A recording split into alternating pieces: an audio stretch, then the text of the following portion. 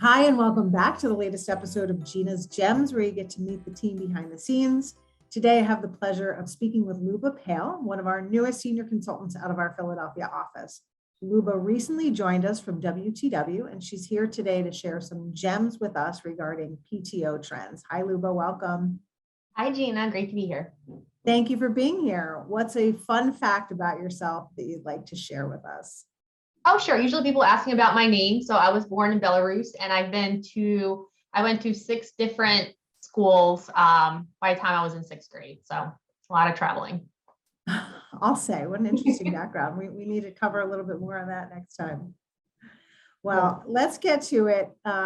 You and I have talked about this in light of COVID, coupled with the great resignation.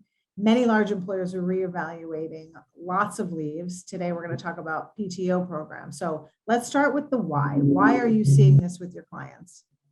Okay, so definitely in light of COVID, the great resignation, we have seen employers reevaluate all of their benefits, not just PTO. They've seen employees, go through burnout. A lot of employees are reprioritizing their work-life balance.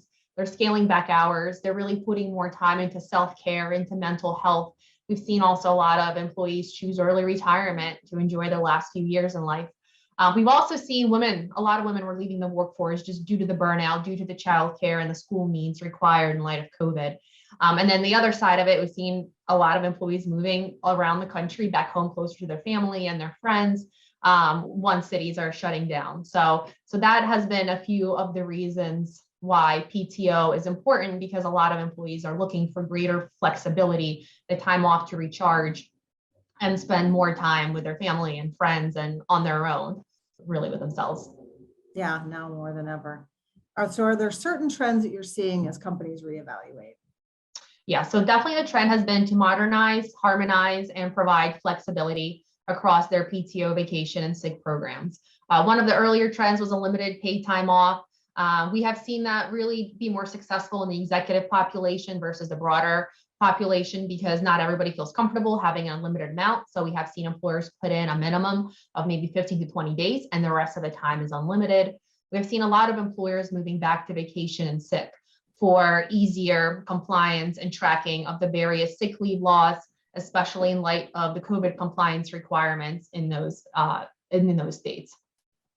More flexibility around carryover strategies, providing reminders to employees to use their time off, how much time they have left, encouraging them to use their vacation allowance, and then converting even potentially their PTO vacation to help pay student loans or other financial incentives. And then a couple other things, providing more personal days, floating holidays, and company provided closures. So a holiday to celebrate you or your team, to celebrate an office where the whole office closed down, recharge days, summer Fridays, 4-day work weeks, have seen a lot of flexibility and company-wide time off policies. Yeah, we've even seen that in our own company as we were voted one of the top employers in the country. Yep. So we are practicing what we preach. Exactly. So in previous episodes of Gina's Gems, we've talked about the priority of DE&I for large employers. So can you expand a little bit more on how that impacts particularly PTO?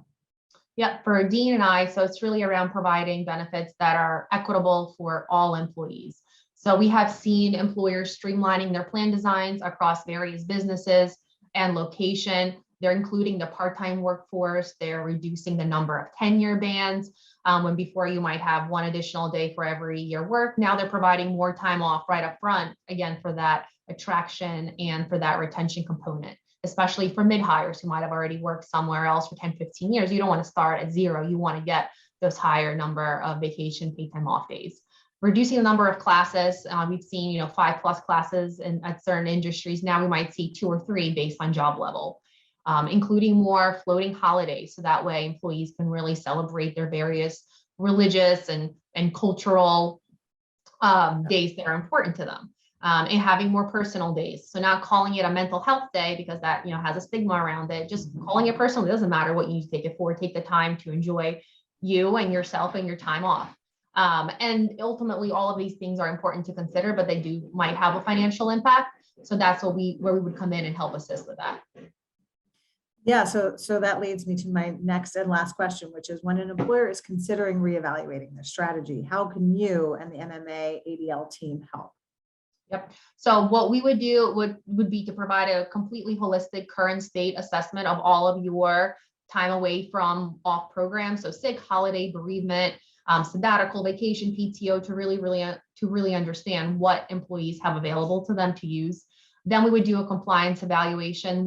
Where is your footprint today? What states and jurisdictions do we need to ensure that your current our policies are compliant around the accrual, the carryover provisions, conducting a financial analysis regarding your current utilization, the liability determination payout, providing benchmarking of your key peers so we can narrow down what would be a best design for you and your employees. Is it market competitive, and is it a best practice? And providing the cost of those alternatives. Obviously providing an impact of the winners and losers, how many employees will be impacted with certain plan design changes. And then overall would just help in assisting with modernizing your overall program. And the most important step would be with the implementation. So making sure the communications are clear and concise, and they really, show employees the value that you're providing, and the changes that you're making are appreciated, understood, and utilized by your company, so that your employees can take the time that they need to recharge and come back, a better and happier versions of themselves. Yeah, as with everything in life, communication is key. Exactly. So thanks for being here. Appreciate you sharing your insights, Luba. And for those of you who joined us today, we hope you learned something on PTO trends, and we hope you'll come back in another 2 weeks for our next episode. See you soon. Great. Thank you.